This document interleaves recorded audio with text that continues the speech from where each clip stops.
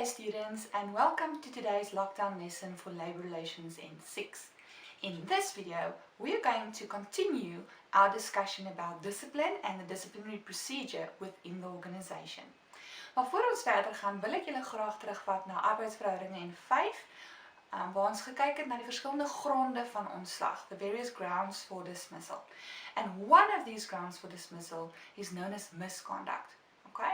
En as jy mooi kan onthou, het ons gesê dat jy kan nie iemand dissiplineer vir misconduct as hulle nie bewus is van die reëls nie. And that's why in the previous video we stressed the importance of a disciplinary code. 'n Disciplinêre kode is baie belangrik. It's like your code of conduct, the rules or the set of standard of behavior that we're expecting from our workers, and they must be aware of these rules and standards before you can discipline them accordingly if they should break them. Okay, so wanneer ons gaan praat nou oor die verskille tussen dissiplinêre onderhoud en dissiplinêre verhoor, moet jy dit in jou agterkop hou. Why am I saying that? Because it all depends on the severity of the offence. Okay, now obviously misconduct is misconduct, but in some instances it requires dismissal, and in other instances it only requires a verbal warning. So jy moet regtig gaan kyk na die verskillende tipes oortredings wat daar kan wees, and then what we should do in that regard. So you can follow with me on page 114, waar ons bietjie gaan kyk na wat is die verskille tussen dissiplinêre onderhoud en 'n dissiplinêre verhoor. Okay, are you with me? Alright, so the disciplinary process starts with a well-drafted disciplinary procedure. So voor ons enigstens iets anders kan doen, moet ons seker maak die dissiplinêre prosedure is opgestel en dat dit wel gebaseer is op 'n goed opgestelde dissiplinêre code. Okay, so we want a disciplinary code that is included into disciplinary procedure before we continue with the process.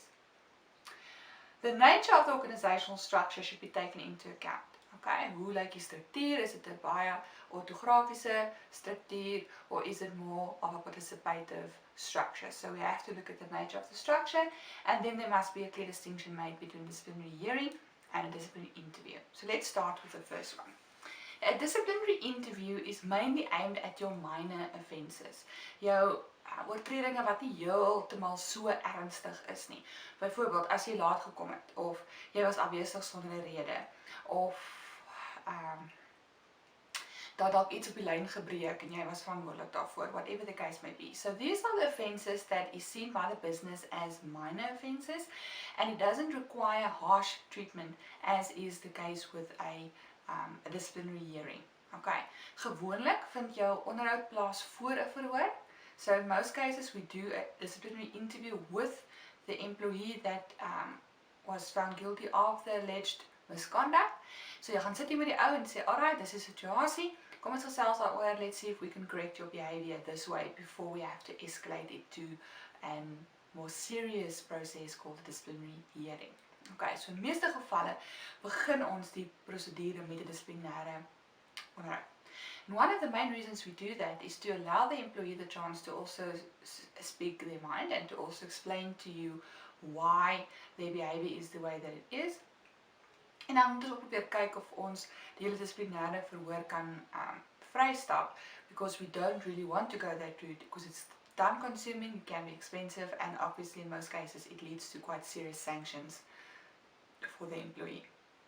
Hulle sê daar vir in die blokkie, a disciplinary interview will be followed if the transgression does not require dismissal as the outcome.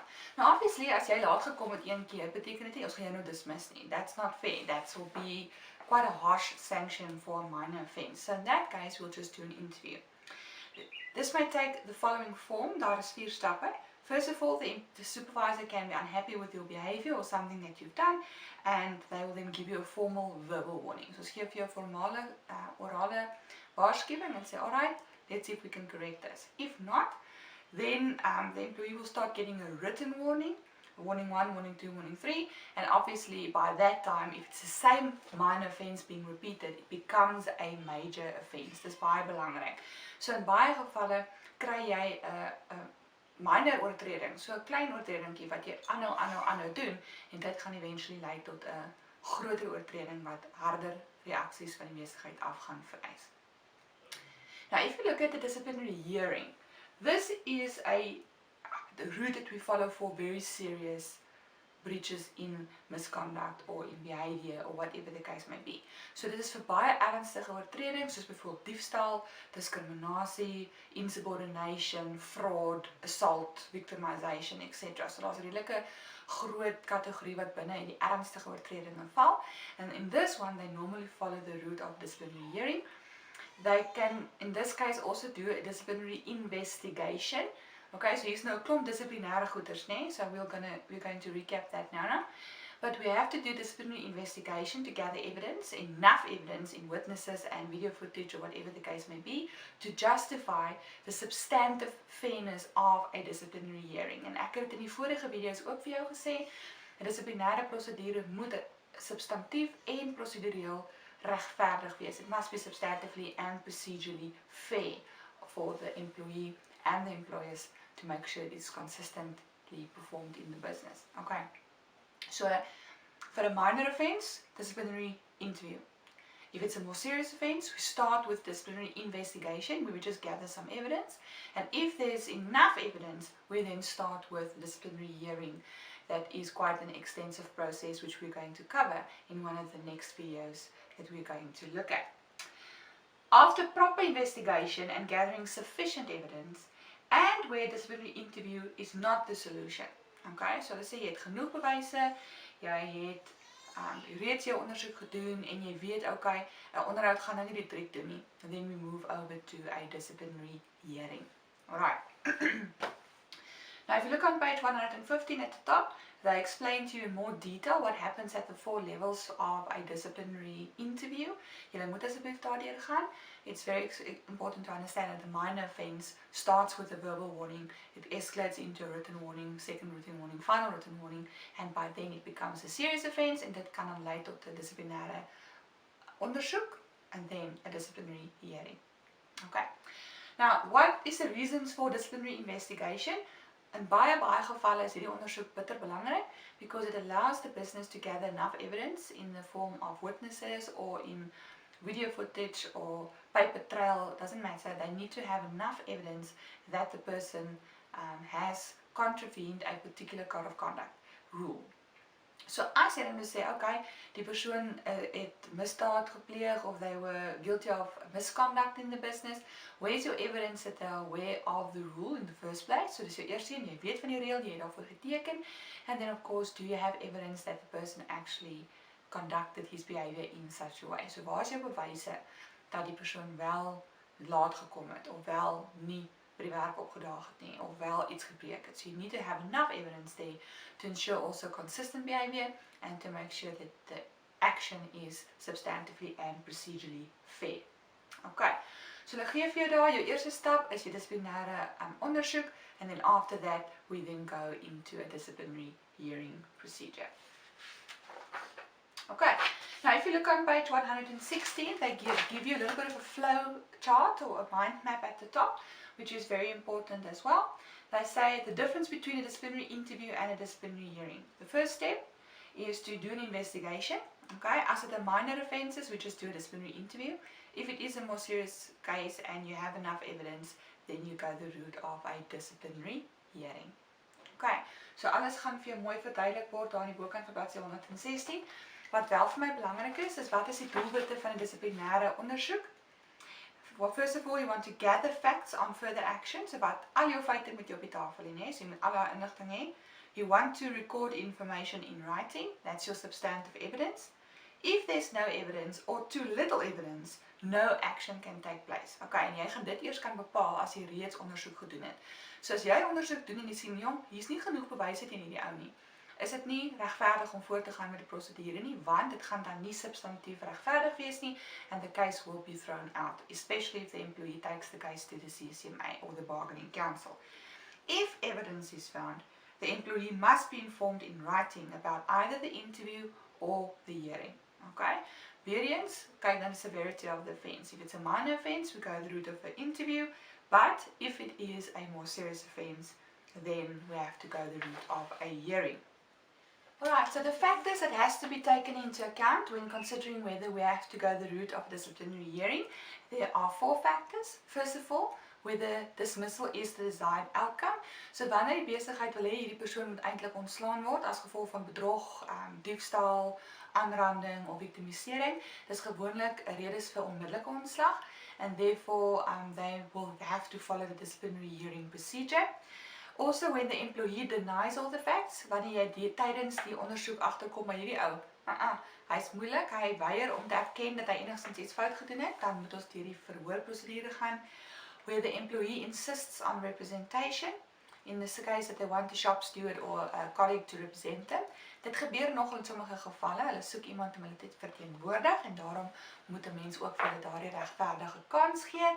And then lastly, whether it is discovered during the disciplinary interview that this is a serious offence and that a hearing would be more appropriate. So baie kere tydens 'n dissiplinêre ondersoek kom ons agter dat hier is 'n baie groter oortreding as wat ons gedink het. So 'n onderhoud gaan nie die ding doen nie. We have to go the route of a hearing. Okay. The guidelines on how to handle or conduct a disciplinary interview. Yes, there we go. Wat is die riglyne? En hierdie is 'n gedeelte wat nogal baie in die eksamen gevra word en studente word gewoonlik lekker gegooi. It's at the top of page 117. It's in a grey box. Okay. What are the guidelines for conducting a disciplinary interview? Okay, so wanneer ons 'n dissiplinêre onderhoud voer, is daar sekere riglyne wat 'n mens moet volg. One of which is we must give the employee the chance to state his or her case. So gee hulle die geleentheid om hulle sê te sê en om ook hulle kant van die saak te stel. Also ask open-ended questions and concentrate only on the facts. As 'n bestuurder emosioneel betrokke is by die konfliksituasie of by die dissiplinêre verhoor, is dit baie beter om eerder iemand neutraal te kry om die onderhoud te doen. Iemand wat nie gaan emosionele uitbarstings hê en bietjie meer op persoon se gevoel speel nie. Remember, with the interview we follow facts only and we ask open-ended questions as far as possible. We must be calm and realistic as the interviewers. Wees realisties, wees kalm en moenie uitbarstings hê nie, want dan gaan die hele saak beduiwel. Also ask the employee for suggestions or possible solutions. So as hy nou gesê het, ja, ek kom agter ek het 'n fout gemaak, dan vra jy vir hom, alright, wat dink jy, wat kan jy doen om hierdie probleem op te los, om nie weer skuldig gevind te word van hierdie spesifieke gedrag nie. So you get them involved in a participative manner. And for me, the most important part there is to always maintain the relationship between you and as the business and the employee. Onthou, daai verhouding is baie belangrik. Don't break down the relationship by being insensitive or having outbursts. Gee die persoon die geleentheid om hulle sê te sê en ook om voorstelle en geleenthede vir moontlike oplossings te gee. Also try and discuss the pros and the cons of all the possible solutions. Is al voor- en nadele van hierdie oplossings wat gegee is. Probeer ook dan 'n ooreenkoms hê tussen die twee partye. Get to an agreement that both parties adhere to. And set a date for follow-up. Dis baie belangrik. Jy kan nie net 'n onderhoud hê en dit los nie. In 'n week of 2 se tyd moet ons weer 'n onderhoud doen om seker te maak dat daar wel 'n verandering in gedrag is. And lastly, you need to at all times try and maintain the self-image of the employee.